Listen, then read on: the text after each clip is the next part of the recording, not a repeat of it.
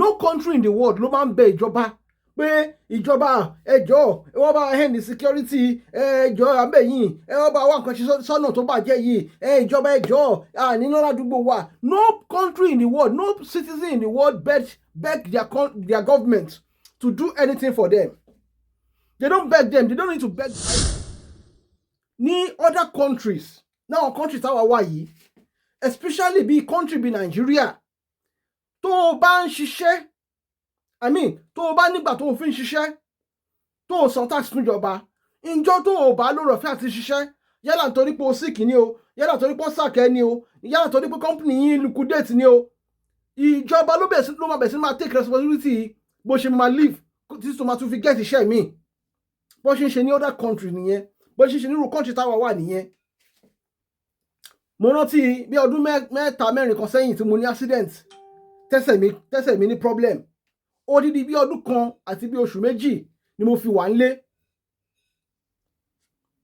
Ọdún kan àti oṣù méjì ní oṣù kìíní àti ọ̀sẹ̀ méjì, ìyẹn 6 weeks tí mo kọ́kọ́ ní problem yẹn. Company tí mo bá ṣiṣẹ́ ló ń take care responsibility mi ńgbà yẹn. Company tí mo ṣiṣẹ́ fún ló ń san bills mi, ló ń sanwó ilé mi pàápàá lóṣù tá à ń sọ yẹn. Lẹ́yìn ọ̀sẹ̀ mẹ́fà yẹn, mo di ẹrù ìjọba nìyẹn. Ìjọba ló máa take care responsibility olúwa ẹ̀ for 1 year and 2 months or for 1 year. For 1 year. Owó ilé mi ni o, àwọn ọmọ ṣe máa lọ sí school ni o, pocket money ni o, bẹ́ẹ̀ náà máa san fún olúwa ẹ̀. Ní àwọn ìlú tó yẹ pé èmi ìgànnù wọn ní natural resources rárá. Nigeria is full of resources. Some of these people táwa bá lọ́dọ̀ wọn yìí, tó bá rí wa lọ́dọ̀ wọn gbà mí tó máa sọ pé ibo lẹ ti wá, tó bá sọ pé Nigeria lẹ ti wá, wọ́n máa ń fojú wèrè wò wá ni. Wọ́n máa ń fojú aṣièrè wò wá ni wípé ìlú yín níyìn àwọn tó mọ Nigeria dáadáa ni o, tó mọ nǹkan tí Nigeria ní, tó mọ nǹkan tí aṣẹ̀dá fi jíǹkì wa ní Nigeria, tó mọ nǹkan tí Elédùmarè fi kẹ́ wa Nigeria. Wọ́n máa sọ pé pẹ̀lú gbogbo resources tẹ́ ní wá rí ibi dúró sí mọ́. Ó máa ń yà wọ́n lẹ́nu pé àwa lè máa sọ pé à ń sá kúrò Nigeria, à ń jápa kúrò Nigeria wá sí ìlú wọn. For what reason? Mo rí àwọn fídíò kan lẹ́nu ọjọ́ mẹ́ta yìí, pàápàá lára àwọn ìṣẹ̀lẹ̀ kan tó ń ṣẹlẹ̀ ní ìlú kan tó ń pè ní Oke Ode ní Kwara State. Oke Ode àbí Ode Oke, something like that, ẹ má bínú. Now, mo rí particular video kan tí ọ̀dọ́mọkùnrin kan ṣe. Nínú fídíò yìí, ọmọkùnrin yìí sọ wípé wọ́n ti pa bàbá òun. Ó ní wọ́n ti pa bàbá òun. Nígbà tí wọ́n pa bàbá ẹ̀, ó wá ní òun bẹ ìjọba pé kí wọ́n jọ̀ọ́ kí wọ́n bá wọn wá nǹkan ṣe sí ọ̀rọ̀ tó ń lọ nílùú Kwara State. Nígbà tí mo rí fídíò yẹn, mo wá rí ìdí tí ìjọba Nigeria tí wọ́n fi jẹ́ kó wà very unaffordable, very expensive fún àwọn èèyàn láti lọ sí school. Mo wá rí ìdí tó fi jẹ́ pé wọ́n bastardize education system Nigeria. Because ìwọ gẹ́gẹ́ bí ọmọ èèyàn tó o bá ní proper education, tí ìjọba bá fún ẹ ní ọ̀fẹ́ láti kàwé tó yẹ kó kà, tó kàwé yẹn débi tó yẹ kó kàwé yẹn dé, wàá ní right, wàá mọ àwọn right ẹ lábẹ́ òfin Nigeria. No country in the world, I repeat, no country in the world ló máa ń bẹ government láti ṣe kankan fún wọn. Ọ̀rọ̀ yẹn lè má yé àwọn kan, but àwọn tó bá ti ní ọ̀rọ̀ ọ̀fẹ́ láti jáde kúrò nínú territory Nigeria lọ sí other part of the world, wọ́n á understand nǹkan tí mò ń sọ. No country in the world ló máa ń bẹ ìjọba pé ìjọba ẹjọ́ ẹ wá bá hand security ẹjọ́ abẹ́yìn ẹ wá bá wá nǹkan ṣe sọ́nà tó bàjẹ́ yìí ìjọba ẹjọ́ nínú ládùúgbò wa. No country in the world, no citizen in the world beg their government to do anything for them. They don't beg them. They don't need to beg them. They revolt to the government. In fact, if your chairman, your local government chairman, your House of Rep person is not functioning, is not doing what they are supposed to do, you revolt against them and remove them. That is what any sane people would do in any sane country. Every year, I want pa Nilu Kwara yẹn now. As if bẹ́ẹ̀ pé adìyẹ ni wọ́n pa. As if bẹ́ẹ̀ ni pé ajá ni wọ́n pa. Ìpa tó ń pa ọmọ ẹlòmíì bẹ́ẹ̀ yẹn gan gbọ́dọ̀ pa ajá bẹ́ẹ̀ níbi tí ojúlàdé ń sìn. You dare not kill a dog like that in a sane climb. But look at how they are, wasting people's life. And then all what you people can do is to come and say, hey, Joba, hey, Joe, if your governor cannot stop insecurity in your state, sack him from office. Revolt against him. Revolt against him. Tell him to leave the office. If he cannot protect you, his duty is to protect the life and properties of the state. That is what is signed before he become the governor of your state. Their duty, I don't want to call them your slaves, but they are like your servants. That's why we call them public servants. Anybody who is occupying a public office is a public servant and must act as one. So if your senator, your House of Rep member, your chairman of your local government, if they are not doing what they are supposed to do, if you don't have good roads in your local government, if you don't have constant electricity, they are responsible for them. You are supposed to revolt against them. Tell them to their face if they cannot do this, let them vacate from office and have somebody else to do it. Sorry for me speaking so loud. Bọ́rọ̀ yẹn ṣe ń ká mi lára sí ni mo ṣe ń sọ. See, government, wọn gba pé kẹ́ máa bá wọn kẹ́ máa bẹ̀bẹ̀. Government ò kí ń gba kíkẹ́ bẹ̀bẹ̀ fún wọn. Wọn gba pé kẹ́ bẹ̀ wọ́n. And now today makes it 65th year since Nigeria to gain independence out of the so-called colonial masters. But now they are still colonizing you. I mean, the leaders, the so-called leaders, are still putting you under slavery. Putting you in perpetual poverty. Wọ́n ní ọjọ́ tí àìṣìwèrè bá mọ̀ pé òun ya wèrè ìjọ yẹn ni wèrè ara ẹ̀ tán. Níjọ́ tẹ́ bá ti mọ̀ wípé ẹni agbára ju ìjọba lọ, ìjọ yẹn lè máa bọ́ lóko ẹrú Nàìjíríà. Ṣé báwa kan pariwo tipẹ́tipẹ́ wípé ẹ jẹ́ ká tètè pín Nàìjíríà because we can foresee the danger ahead. Many of us, we already saw all these things ṣẹlẹ̀ ní Kwara State yìí. And another warning is this. Other states tó wà ní gbogbo Yorùbá land or other states around those Kwara states, ẹ má ṣàṣùpé para o, ẹ má ṣàṣùpé iye o. They are coming for you. They are coming in big time for you. I promise you that. Wọ́n ti surround gbogbo southwest states. They are only looking for the time to utilize what they want to do. Wọ́n dúró that's the right time láti ṣe nǹkan tó fẹ́ ṣe ni. Now, níbi tí ọ̀rọ̀ dé ń sìn, ibi tí ó dùn mí sún fún àwọn èèyàn wa ni wípé when they hear that things are happening in the neighboring states, everybody will be like, oh, wọ́n jà ní kejì òṣà kan wá. Ṣebí ilẹ̀ Haúsá ló ti ń ṣẹlẹ̀ because gbogbo ọ̀rọ̀ tá à ń sọ yẹn sìn, ilẹ̀ Haúsá ló ti bẹ̀rẹ̀. Nígbà tó bẹ̀rẹ̀ nílẹ̀ Haúsá, many people are saying that, is the family thing ni àwọn Fúlàní àti Haúsá ló ń bára wọn jà. Kò kàn wá ní southwest. Now ó ti kàn yín southwest nsìn. So when things like this happen in saner climes in a better country, in other countries, tó bá ṣẹlẹ̀, tí nǹkan bá ṣẹlẹ̀ ní, I don't know which country I will use as an example. Tí nǹkan bá ṣẹlẹ̀ ní Madrid, nínú Spain. I don't live in Spain. Àwọn tó wà ní other part of the state, àwọn náà máa kọ́ bẹ̀rẹ̀ protest. Tí nǹkan bá ṣẹlẹ̀ ní Lagos state, ó yẹ káwọn tó wà ní Lọ́kọ́jà kí wọ́n bẹ̀rẹ̀ protest ní Nàìjíríà ni. Tí any problem bá ṣẹlẹ̀ tó jẹ́ pé ó wà tí ó wà uncalled for, other part of the state, other part of the country can lead a protest against that thing. They are not leading that protest alone for that people. They are leading the protest also for themselves. Because màkàn lóyìn máa ń kàn tí nǹkan bá ṣẹlẹ̀ níbi kan tó bá ní kò kàn ẹ́, ó mọ̀ wẹ́ ó ń padà bọ̀ lọ́rọ̀ títí ẹ̀ náà. So let the people stand up for themselves. Stand up and stand up to your government. I'm not inciting the people, okay? But I have to enlighten the people. Tí nǹkan kan bá ń ṣẹlẹ̀ níbi tó bá wà, tó bá ṣẹlẹ̀ níbi tó ò sí jàre, tó bá gbọ́ pé aburú ṣẹlẹ̀ níbì kan, ẹ̀tọ́ ti tiẹ̀ gẹ́gẹ́ bí ọmọ ìlú yẹn ní kí wọ́n náà dìde fún òmìnira àwọn people àwọn ará bí yẹn. Kó dìde láti jà fún àwọn ará bí yẹn. Kò dìgbà tó bá ń ṣẹlẹ̀ lọ́dọ̀ títí àbí tó bá ṣẹlẹ̀ ní sàkání ẹ kó tó wá pariwo sókè. Kwara ló ti ṣẹlẹ̀ lẹ́ni tó bá dọ̀la tó bọ́ sẹ́kìtì ńkọ́ nílùú tèmi tó dọ̀túnla tó bọ́ sí Ogun State. What are we going to do? What are we going to say? Stand up for your right. Ẹ rí pé ẹ ní freedom. Yes, ẹ rí pé an independence. Today supposed to be an Independence Day that people supposed to be celebrating.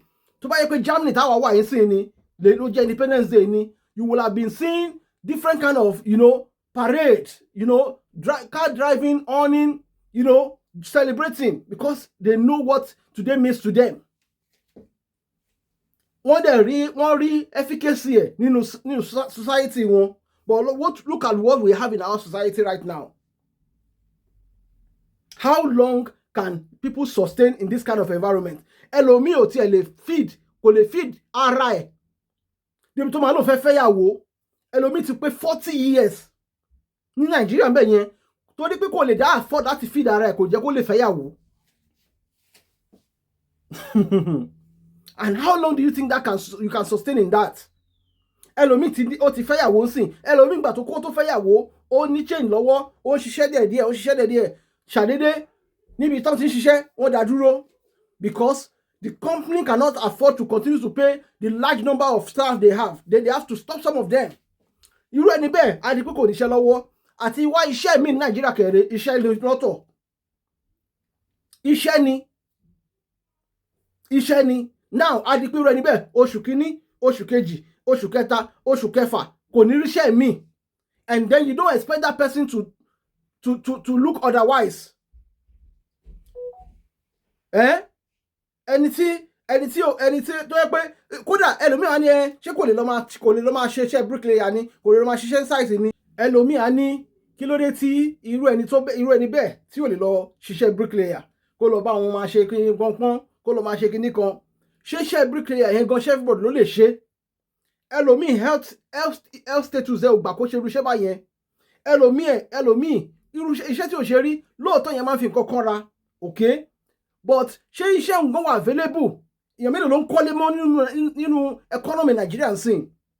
Èèyàn mélòó ló lè afford láti kọ́lé ń sìn? Ṣé gbogbo youth ló lè afford láti ṣe irú iṣẹ́ yẹn? Yes.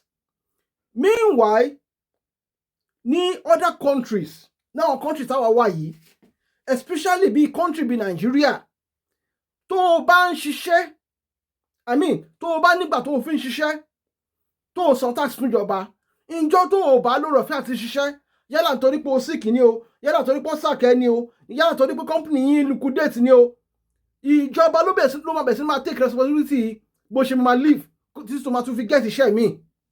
Bó ṣe ń ṣe ní other country nìyẹn, bó ṣe ń ṣe nírú country táwa wà nìyẹn. Mo rántí bí ọdún mẹ́ta mẹ́rin kan sẹ́yìn tí mo ní accident tẹ́sẹ̀ mi ní problem. Odidi bí ọdún kan àti bí oṣù méjì ni mo fi wà nílé. Ọdún kan àti oṣù méjì ní oṣù kìíní àti ọ̀sẹ̀ méjì, ìyẹn 6 weeks tí mo kọ́kọ́ ní problem yẹn. Company tí mo bá ṣiṣẹ́ ló ń take care responsibility mi ńgbà yẹn. Company tí mo ṣiṣẹ́ fún ló ń san bills mi, ló ń san owó ilé mi pàápàá lóṣù tá à ń sọ yẹn. Lẹ́yìn ọ̀sẹ̀ mẹ́fà yẹn mo di ẹrù ìjọba nìyẹn. Ìjọba ló máa take care responsibility olúwa ẹ̀ for 1 year and 2 months or for 1 year. Owó ilé mi ni o, àwọn báwọn ọmọ ṣe máa lọ sí school ni o, pocket money ni o, bẹ́ẹ̀ náà máa san fún olúwa ẹ̀. Ní àwọn ìlú tó yẹ pé èmi ìgànnù wọn ní natural resources rárá. Nigeria is full of resources. Some of these people tá bá lọ́dọ̀ wọn yìí, tó bá rí wa lọ́dọ̀ wọn gbà mí tó máa sọ pé ibo lẹ ti wá, tó bá sọ pé Nigeria lẹ ti wá, wọ́n máa ń fojú wèrè wò wá ni.